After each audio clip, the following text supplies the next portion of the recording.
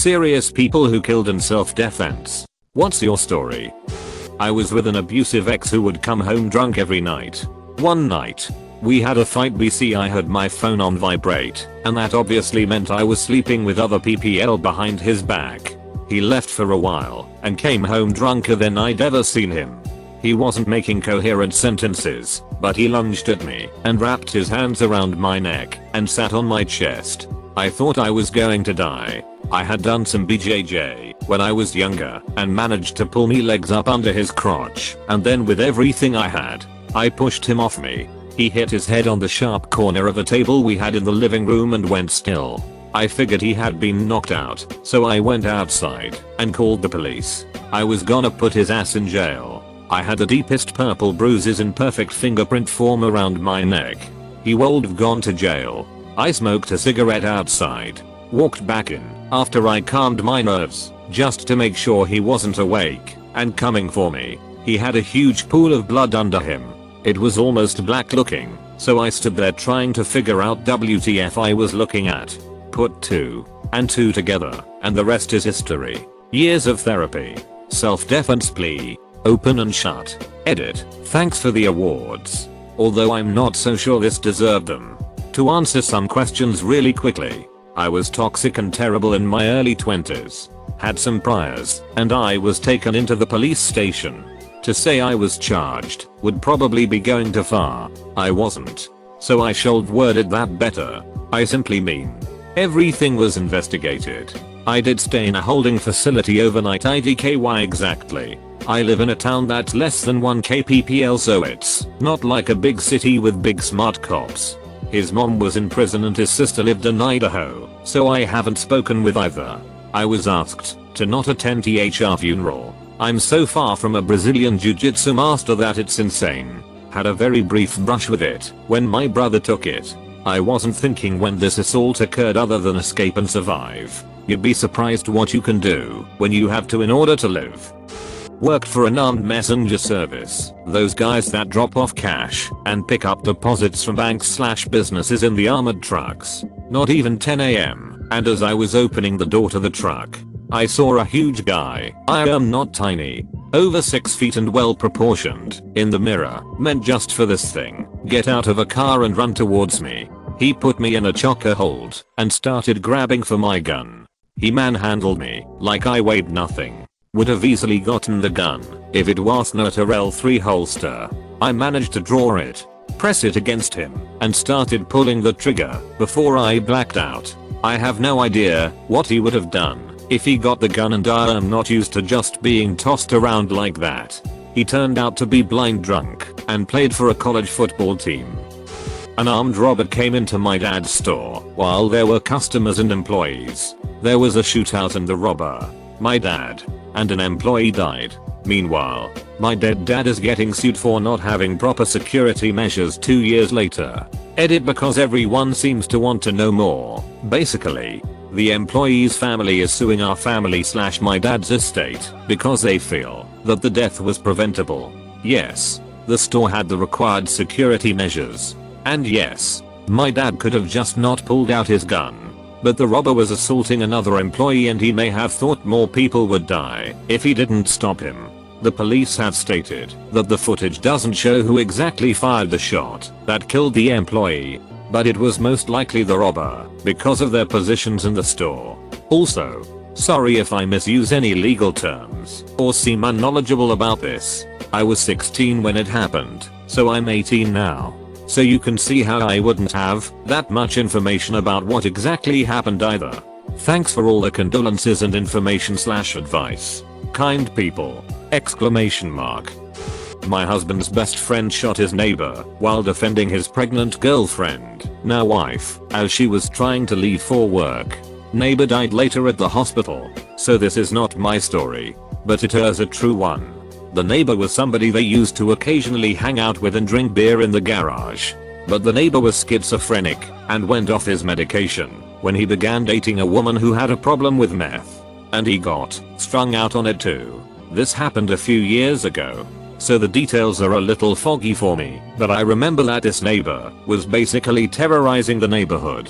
He frequently slashed tires, broke windows out of people's cars, walked around with a hammer threatening people, even children if I remember correctly, was constantly calling the police on everyone because he thought they were conspiring against him. I think he thought my friend was holding his pregnant girlfriend hostage, and things were only getting more scary and progressively threatening. It was just really sad what happened to this man, because apparently he was a really nice person to be around when he was on his meds. I also understand the neighbor was caring for his elderly father who also was schizophrenic. Anyway, from what I remember, the neighborhood had gone to the city and police several times begging them to do something about this neighbor. My friend put up cameras and had footage of the neighbor slashing his tires, but the police would not do anything. After another unsuccessful plea at a city council meeting, another pissed off and disgruntled neighbor broke out the window of Schizo neighbor's truck as retaliation. This really pissed off Schizo neighbor, and he thought my friend had done it. He didn't. This is where my details of what exactly happened get a little foggy for me, so a few things are probably wrong. But at the time, my friend's girlfriend was working a warehouse job and usually left very early in the morning. She went out to make sure her tires were Renault slashed so she could go to work. And I guess Schizo neighbor was up yelling in the street about how his truck window was broken and he was going to do something to whoever did it. Found out later that another neighbor had already called the police, but they were not going to be able to respond for a few minutes. Schizo neighbor noticed friend's girlfriend and started to approach her, and he was holding a crowbar. Since Schizo neighbor was getting progressively scarier every day, my friend had come out to make sure she was okay and was holding a gun. He asked Schizo neighbor to leave, but Schizo neighbor did not back down and kept approaching them and became extremely threatening with the crowbar. And I think he might have even broken out one of their truck windows as he was walking up their driveway toward them. Friend begged neighbor to stop and go home, but he had backed them into the corner of their lawn and was not leveling, and was definitely looking like he was going to attack them with the crowbar next. Fatter as when my friend fired the gun at him. What was terrifying was the neighbor did not stop right away and kept coming at them. My friend shot him several times before he stopped the neighbor from approaching. Neighbor got up and decided to turn around and go back to his house, where he went and laid down on the couch. My friend's dad was living with them at the time, so he had called police again and told them that shots had been fired. The police responded in less than a minute after that. As the EMTs were taking the neighbor away on the stretcher, he was flipping my friend off. He died later at the hospital during surgery. I think he had bled out. Turns out the neighbor was super high on meth and pretty drunk, hence why he was able to keep coming at them despite being shot several times. We don't really talk about this incident much, but I believe it was obviously ruled as self-defense, and I don't think he got into any kind of legal trouble. My friend is probably the sweetest soul I'll ever meet. Him and his girlfriend, now wife, are some of my favorite people. It is so sad that this happened to them, and what makes it worse is it was completely preventable. He was pretty tore up over it for a while, but thankfully he seems to be doing okay now. Edited because I remembered/realized I had a few details wrong. Not me. Happened to my cousin. He was on a date and his date bumped into her friend. They decided to make it a double date and he went to pick up the friend's boyfriend. The friend's boyfriend tried to rob him while they were driving back. He grabbed the knife from the guy's hand and stabbed him in the neck. Hella is currently facing trial in Canada for attempted murder cause apparently you don't have the right to defend yourself beyond a certain point. You are only allowed to do as much as you can to flee the situation. Removed. My cousin was a police officer. He was responding to a domestic where a drunk man was fighting with his wife. The man came out of the house with a gun. My cousin told him to drop it a few times. The man pointed it at my cousin, and my cousin emptied his magazine into the man. The man died. Crazy parties. The man was also a police officer. Luckily I did not have to shoot, but the gun did save me. I was on my way to visit family. It was probably around 9 PM when I decided to fill up on some gas. As I was filling up, a man came saying that he needed some cash because his car was out of gas and his pregnant wife was in it. I asked where the car was and he said up the street. However, I saw no car. He could tell I was not buying his story, so he pulled a knife out of his pocket. I can't remember what he said because I immediately pulled out my gun, concealed carry, and told him to back away or I would shoot. He got upset but walked away. I then went inside and the gas station called the cops. Removed. Removed. Removed. Removed. Removed. A guy I know once used an R-15 to save his mother-in-law. Her husband was out of town, so he got the call from her one night saying she kept seeing the same truck rolling around the block. He immediately went over to her house with his gun. He was an ex-Marine and has always been the type of guy to take things like this very seriously. 2 hours later she went to bed. 30 minutes after the lights went out, 4 guys broke into the house. One had a shotgun and the others were armed with knives and baseball bats. For my friend, he waited until they were all inside the house before making a move. All 4 of them did the stupid go as he put it and crowded around the center of the room trying to push their way further into the house. Once they bottlenecked by the kitchen door, he stood up and let them have it. He killed 2 of them and the guy with the shotgun managed to fire once. He got a piece of .00 buckshot in his right leg, but then he shot the guy in the head. The last guy got shot in the leg and the cops took him. All 4 of those guys had assault charges, and one of them was a convicted rapist. The next day his mother-in-law bought her own guns and never leaves her house without one. Not my story. Used to work with a guy who was from Chicago. Apparently he was at a bar and some other guy was being a drunk asshole all night long to him and his friends. They ignored it for the most part until bar close. At bar close I guess a bunch of people were outside the bar waiting for cabs / figuring out after parties and whatnot. When this other guy decided to start shoving the guy I had worked with, the guy I worked with swung at him. And I guess somehow ended up hitting him in just the perfect place that this dude was out cold and went into a coma.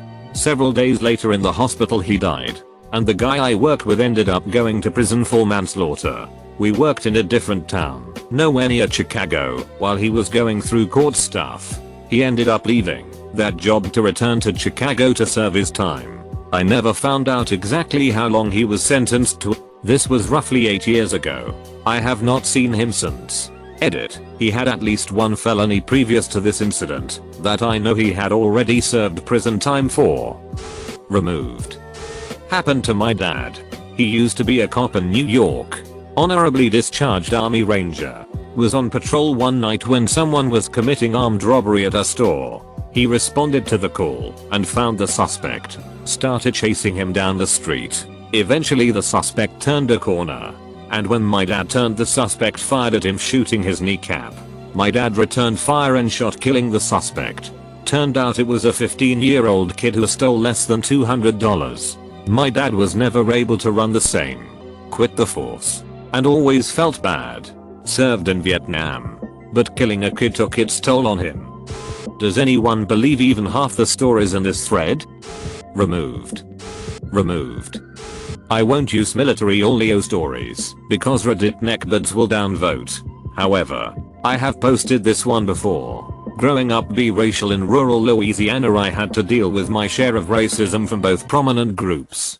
After I started getting college programs looking at me for athletics, a lot of the establishment in that shithole started getting jealous, trying to derail me getting out of there. After Rivals magazine put me in the top 100 recruits in the country, the focus became almost fanatical. I couldn't go anywhere without people wanting to give me things, advice, wanting me to buy them stuff. When I made it pro, I had someone who was claiming to be my dad's cousin brokering deals with people to get shit in my name. During my senior year playoffs, I suffered a career-ending knee injury where my patella ligament was torn and dropped down my leg during a dirty hit. Well, the promise of a college/pro career disappeared overnight, and I lost my love for the game afterwards. I realized then that these schools didn't give a shit about me and only wanted me for my body instead of my mind. I joined the army, not because they gave a shit about me. I joined because I wanted to challenge myself and get an education, which the army provided. When it was announced at HS graduation, people booed at me, said I turned my back on the community and that I owed people who stuck their neck out for me. I went all white, became an Uncle Tom, etc. The black community called my mother a white bitch, etc. At one of the HS graduation parties. Dad's cousin got all pissed off and just berated me over and over again about it. I finally had enough and told him to back off in my colorful language. He slapped me and the fight was on. And after I floored his ass with a suplex, he pulled a knife on me and cut my right arm pretty deep. The sight of blood, the Uncle Toms, all of that made me lose it, and I tackled him and took a rock and smashed the left side of his face in. He didn't die, but he never walked again. Police were called. I was arrested and charged with attempted manslaughter. The only thing that saved me was my recruiter. My dad, former military, contacted him and told him what happened. Recruiter bailed me out and somehow charges were dropped. It's not on my record, and no mention of it ever occurred at Met/Basic/8. I stayed with the holdovers for 3 months until my basic started. I'll never forget going through MEPS that fast and was on a plane to Benning that same day. I never saw my recruiter again, and to this day, I would shake his hand and tell him he saved my life.